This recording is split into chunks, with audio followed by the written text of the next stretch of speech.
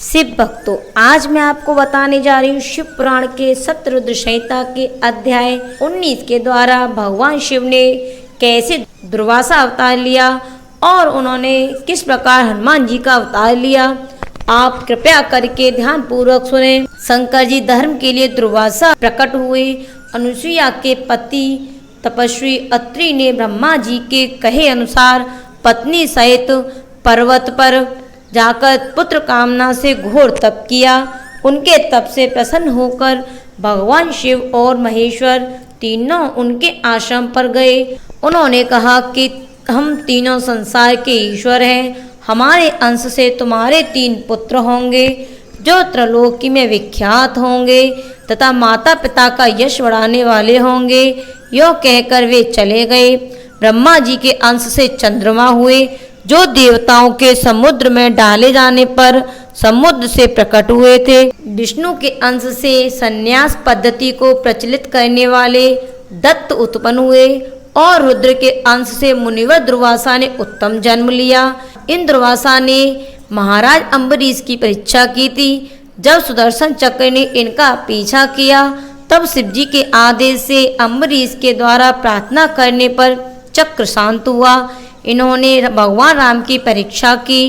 काल ने मुनि का वेश धारण करके श्री राम के साथ यह शर्त की थी कि मेरे साथ बात करते समय श्री राम के पास कोई न आए, जो आएगा तो उसका त्याग कर दिया जाएगा। दुर्वासा जी ने हट करके लक्ष्मण जी को भेजा। तब श्री राम जी ने तुरंत ही लक्ष्मण जी का त्याग कर दिया। दुर्वासा ऋषि ने अर्थात भगवान शिव ने भगवान श्री कृष्ण की परीक्षा की और उनको श्री रुक्मणी सहित रथ में जोता।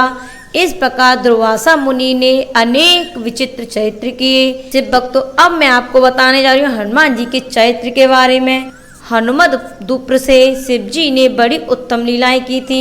जब शिव जी ने हनुमान जी का अवतार लिया तो उन्होंने बड़ी लीलाएं की। इसी रूप से महेश्वर ने भगवान राम का परम हित किया था। वह सारा चरित्र सब प्रकार से सुखों को दाता है, अर्थात तुम सब लोग जानते हो, उसे तुम प्रेम पूर्वक सुनो। एक समय की बात है जब अत्यंत अद्भुत लीला कहने वाले गुणशाली भगवान शंभु को विष्णु के मोहिनी रूप का दर्शन प्राप्त हुआ।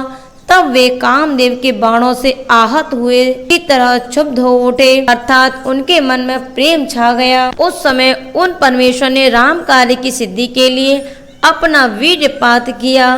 तब सप्त ऋषियों ने उस वीर्य को पत्र पुटक में स्थापित कर लिया, क्योंकि शिव जी ने ही राम कार्य के लिए आदर पूर्वक उनके मन में प्रेरणा की। इसके बाद उन ऋषियों ने शंभु के उस वीर्य को राम कार्य की सिद्धि के लिए गौतम कन्या अंजनी में कान के रास्ते स्थापित कर दिया।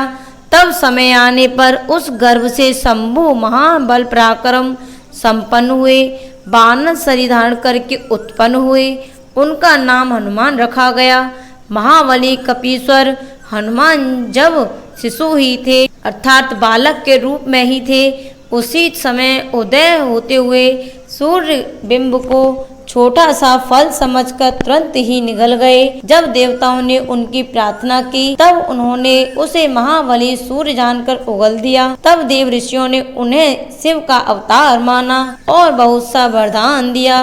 इसके बाद हनुमान जी बहुत खुशी के साथ अपनी माता के पास गए और सारी कथा कह सुनाई। फिर माता की आज्ञा से धीर वीर कपि हनुमान ने नित्य सूर्य के निकट जाकर उनसे अनायासी सारी विद्याएं सीख ली और रुद्र के अंशभूत कपि श्रेष्ठ हनुमान जी सूर्य की आज्ञा से सूर्यांश से उत्पन्न हुए सुग्रीव के पास चले गए।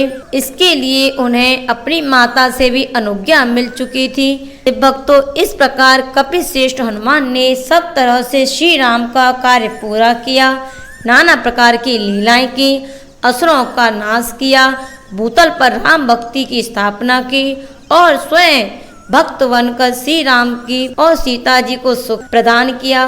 वे रुद्र अवतार ऐश्वर्यशाली हनुमान लक्ष्मण के प्राणदाता, संपूर्ण देवताओं के गर्भहारी और भक्तों का उद्धार करने वाले हैं। महावीर हनुमान सदा राम कार्य में तत्पर रहने वाले और लोक में रामदूत नाम से विख्यात हैं। दैत्यों के सहारक और भक्त अक्षल हैं। शिव भक्तों, हनुमान जी का श्रेष्ठ चरित्र जो धन, कीर्ति और आयु का वर्धक तथा संपूर्ण अविष्ट फलों का दाता है, तुमसे मैंने कह सुनाया। जो मनुष्य इस चरित्र को भक्ति पूर्वक सुनता है अथवा समाहित चित्त से दूसरों को सुनाता है, वह इस लोक में संपूर्ण भोगों को भोगकर अंत में परम मोक्ष को प्राप्त होता है। बोलिए श्री हनुमान जी महाराज की जय।